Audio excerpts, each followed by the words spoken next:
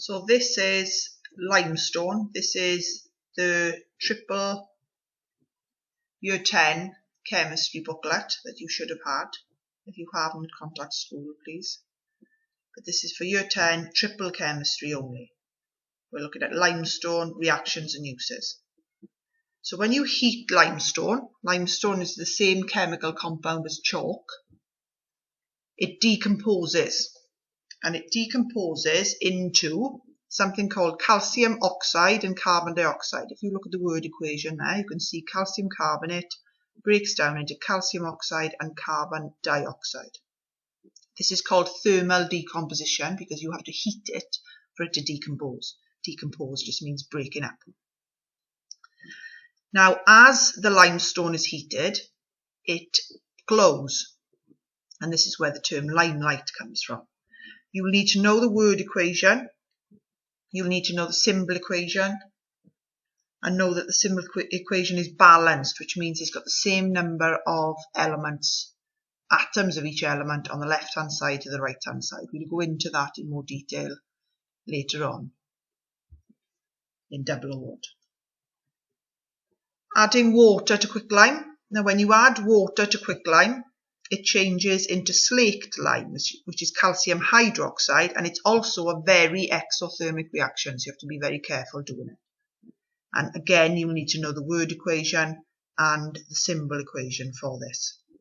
Now, calcium hydroxide, which is also known as slaked lime, when you dissolve it in water, it becomes lime water. Now, you know about lime water.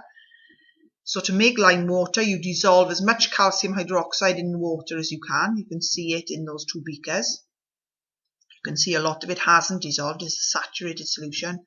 Calcium hydroxide is a white powder. And to get rid of the excess calcium hydroxide now, you filter it. And what we are interested in for the lime water bit is this filtrate here, which is the liquid that comes through the filter paper. So that's your lime water, and when you blow gently into the lime water, it turns milky because you're producing carbon dioxide. You need to know the limestone cycle. You can see I've added the word quick there because calcium hydroxide is quick lime, not just lime. So decomposing carbonates, how quickly do they decompose? So if they decompose very quickly, they're not very stable. Now there's a bigger diagram than this in your booklet, and when you heat the metal carbonate, you time how long it takes for the lime water to start turning milky.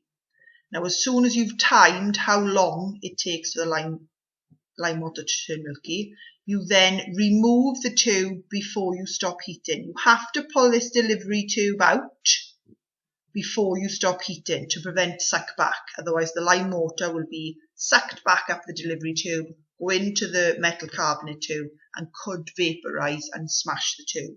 Okay, so you remove the delivery tube before you stop heating. Thermal decomposition of carbonates then, so you can see all these carbonates decompose into the oxide, and carbon dioxide is always given off as well.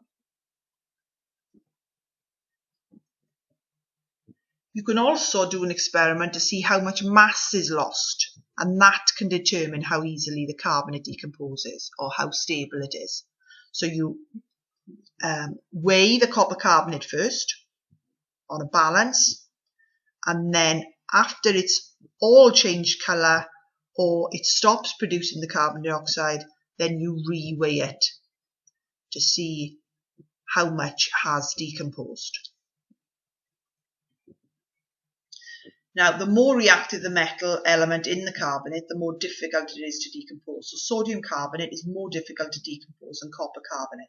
So it would take a long time for the lime water to turn milky, and you wouldn't lose much mass if you heated it. Because sodium metal is more reactive than copper, whereas if you heated copper carbonate, it will produce carbon dioxide pretty quickly because the copper carbonate is decomposing and copper is a less reactive metal, and it would lose more mass than the sodium carbonate would lose. Now, whenever you add a carbonate to an acid, it fizzes because it's reacting with the acid and releasing carbon dioxide, CO2. And limestone also neutralizes acid, so it can be used in lakes to neutralize acid in the lakes, and it can also be used as a simple fertilizer, putting it into the soil so plants will grow more effectively because it will neutralize any acid in the soil that certain plants don't like. You need to know the standard equation. When you add an acid to a metal carbonate, you always make something called a salt, water, and carbon dioxide.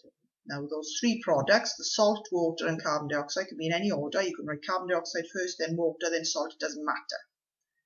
But you need to know that standard equation. And when metal carbonates react with the acid, you will see fizzing, and the carbonate will dissolve and become a salt. So you will see the powder sort of disappearing because it's dissolving.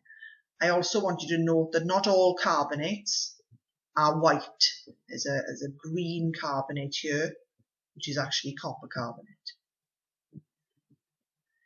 Now, to get the name of the salt, it's dependent on the metal and the acid. So nitric acid makes salts called nitrates. So if you were adding sodium carbonate to nitric acid, you would make sodium nitrate plus carbon dioxide plus water. Always the three products. If you're using hydrochloric acid, for example, if you added that to calcium carbonate, you would make a chloride, which would be calcium chloride, carbon dioxide and water. And if you were using sulfuric acid, you would make salts called sulfates. And if you were using copper carbonate this time, you would make copper sulfate, water and carbon dioxide.